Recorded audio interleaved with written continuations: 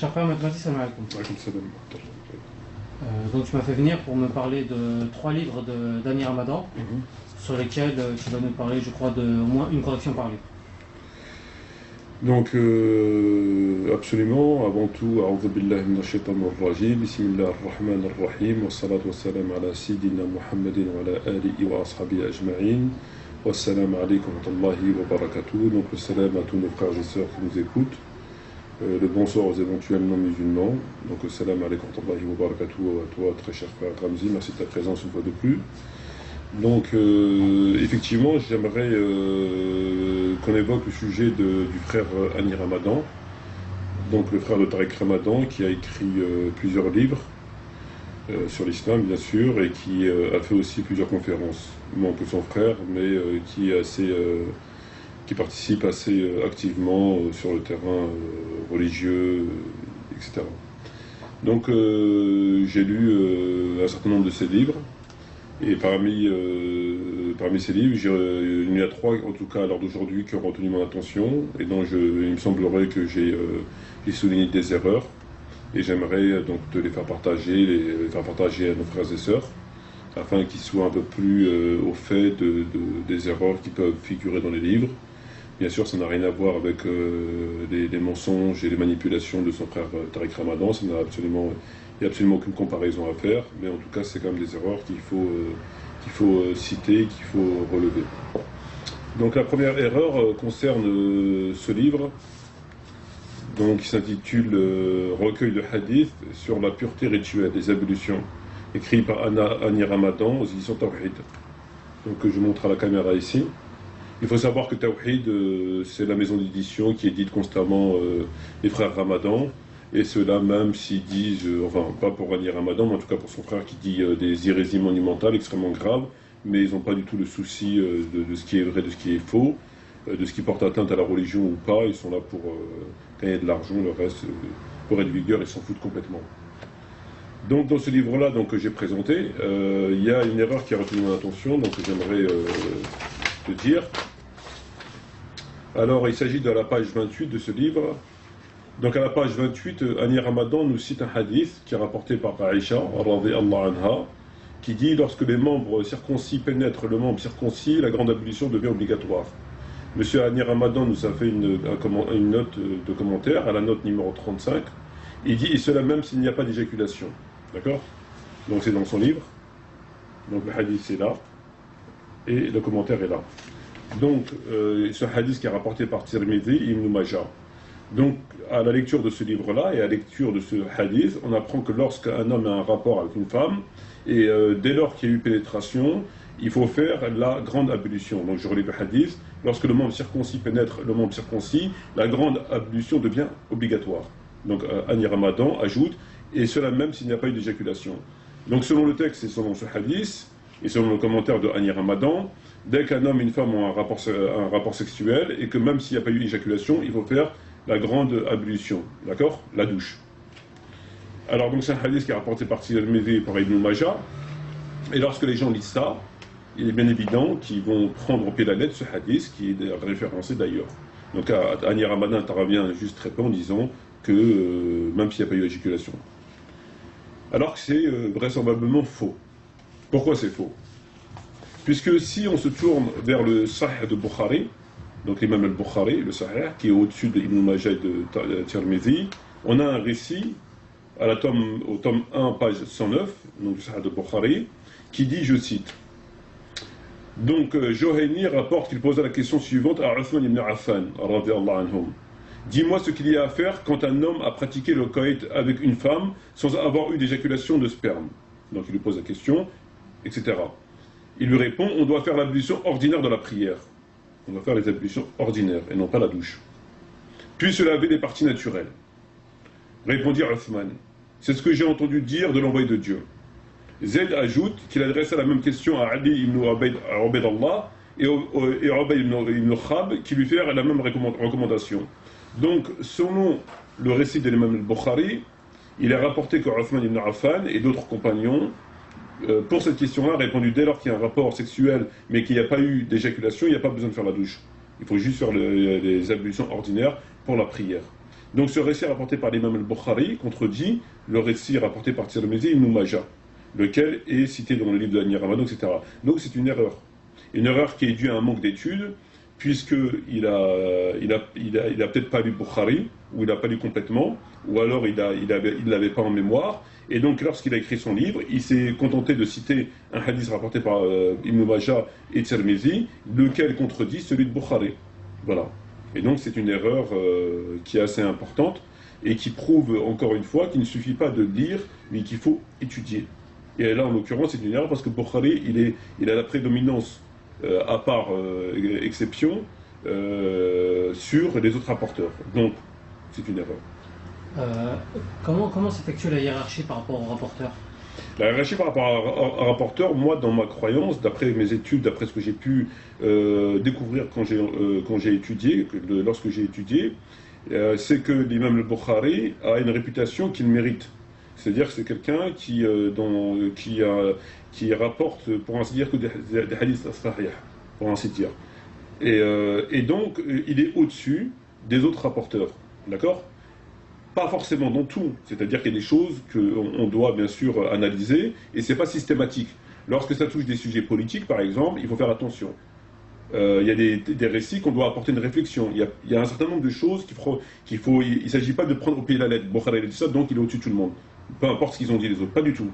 Mais il peut y avoir, par exemple, dans Bukhari, il peut y avoir un complément d'information par d'autres rapporteurs. Bukhari apporte une information, d'autres rapporteurs apportent le complément. Quand c'est un sujet politique, il faut être beaucoup plus pointilleux. Lorsque c'est un hadith, par exemple, un exemple tout bête, l'imam Ali, radiyallahu anhu, il parle et qui dit Abu Bakr et Omar sont meilleurs que moi, je vous cite, etc. radiyallahu anhum. Donc là, par exemple, il faut être vigilant, puisqu'on sait qu'une personne, par modestie, ne peut pas faire son éloge en disant « moi je suis mieux que les autres ». Donc il y a un certain nombre de choses qu'il faut intégrer dans la lecture. Mais dans le cas présent, même si on écarte le fait que peut-être que Bukhari n'aurait pas raison sur ce texte-là, en tout cas, lorsque Hani Ramadan a écrit son livre-là, il est censé le savoir. Et là, malheureusement, il ne le sait pas, puisqu'il n'a pas intégré dans son texte. Parce que normalement, le minimum qu'il aurait dû faire, c'est de l'intégrer et de dire Ibn Majah et Tirmidhi rapportent ça, Bukhari rapporte ça, je pense qu'Ibn Majah, etc. Donc un développement. Alors que là, pas du tout. Il te met un hadith rapporté par Ibn Majah, Tirmidhi, ça y est, c'est réglé. Donc les gens qui disent ça, c'est réglé. Alors que c'est contredit par Bukhari. Donc c'est dénué de toute approche théologique, de toute étude. On prend, on met, et puis voilà. Et c'est ce qui se passe malheureusement dans les livres. Alors là, j'aimerais encore citer un texte qui me semble être une erreur, qui est donc La femme en islam, toujours de Hani Ramadan, aux éditions Tawhid, d'accord? Et à la page 26-27 de ce livre, donc 26-27 de ce livre, il me semble qu'il y a aussi encore une fois une erreur. Alors qu'est-ce qu'on trouve à la page 26-27 de ce livre? Hani Ramadan nous dit: il peut arriver en effet que la vie conjugale devienne intolérable et que rien ne puisse réconcilier les époux. En dernier recours, il est permis de divorcer. La femme comme l'homme a le droit de réclamer une séparation. Cependant, le prophète a dit, parmi les choses permises de Dieu est le divorce. Abu Daoud al-Hakim. D'accord? Donc Hani Ramadan nous dit que, des fois dans un couple ça va pas, et que la femme comme l'homme a le droit de réclamer la séparation. Bon, ça c'est faux. Pourquoi c'est faux? Puisqu'il faut savoir que en matière de divorce, la répudiation appartient à l'homme et à l'homme seul. La femme ne peut pas répudier son mari, elle ne peut pas dire je te répudie. D'accord? Donc, lorsqu'il nous dit, Hani Ramadan, que la femme comme l'homme a le droit de réclamer la séparation, il les met sur le même pied d'égalité. C'est-à-dire la femme, tout comme l'homme, peuvent réclamer la séparation. Alors que c'est faux. La femme ne peut pas, comme le prophète Mohammed a dit, le droit de répudiation appartient au mari ou au mari seul. Il n'y a que le mari qui peut répudier, la femme ne peut pas répudier. Donc lui, il les a mis sur le même pied. Elle peut demander, comme lui, c'est exactement la même chose. Or, c'est complètement faux. Elle ne peut pas demander. Le droit de répudier appartient au mari seul. La femme, ce qu'elle peut faire et ce qui est autorisé, c'est en cas de problème majeur, elle peut saisir un juge pour un problème majeur pour demander le divorce. Là, oui, mais c'est un problème à l'extrême. C'est quelque chose qui est réservé dans les cas extrêmes. Mais sinon, c'est au mari qui revient le droit de divorcer, et c'est une décision qui lui est propre personnellement. C'est-à-dire que c'est une décision qu'il n'a pas justifiée. Alors que dans le texte de Hani Ramadan, il dit la femme comme l'homme a le droit de réclamer le divorce. C'est-à-dire qu'il est au même stade. Il n'y a pas de différence. Or, c'est complètement faux. La femme ne peut demander le divorce que dans des situations justifiées, extrêmes, violence, abandon familial, des choses vraiment graves, et là peut saisir un juge. Mais sinon, elle n'a pas de, ça n'a aucun rapport. Donc là, c'est une erreur. Ouais. Comme le divorce en lui-même est en dernier recours, on ne peut pas considérer que le fait qu'elle puisse saisir un juge en dernier recours, c'est la même chose? Non, parce que lui c'est pas ce qu'il dit. Il dit pas au dernier recours. Il dit la femme, comme l'homme, a le droit de réclamer une séparation. La femme, comme l'homme, donc les amis sur le même niveau, ont le droit de réclamer une séparation. Il n'a pas fait de différence. Alors c'est pas du tout ça. La femme a le droit en cas de. C'est-à-dire, ils sont pas sur les. Ça n'a rien à voir. En cas de vraiment donner recours par rapport à une situation extrême, oui, elle peut saisir un juge. Mais sinon, ça n'a rien à voir. Alors que lui, les amis, sur le même niveau, la femme, tout comme l'homme, pareil, ont le droit. C'est pareil. Alors ça n'a rien à voir. Enfin, je ne sais pas combien de temps il nous reste. Il nous reste combien de temps? On est à 11 minutes. Bon, on attend alors. Donc voilà, donc là c'est une erreur. C'est les amis sur le même pied de. C'est une erreur. Et enfin, pour terminer, donc il y a un livre, donc toujours à lire Ramadan. Par contre là c'est plus aux éditions Tawhid, c'est aux éditions Al-Qalam, à la lumière de l'islam, ou l'islam en quelques mots. Donc c'est un petit fascicule. Et dans ce livre-là, j'ai découvert encore une fois une erreur, donc qui est à la page 18 de son livre. Donc à la page 18 de son livre, voilà, il y a une autre erreur. Donc, c'est quoi cette erreur?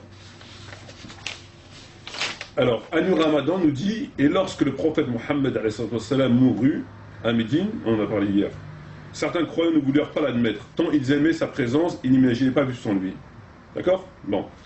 Alors, il nous dit, lorsque le prophète mourut à Médine, certains croyants ne voulaient pas l'admettre. Certains croyants ne voulaient pas l'admettre, tant il aimait sa présence.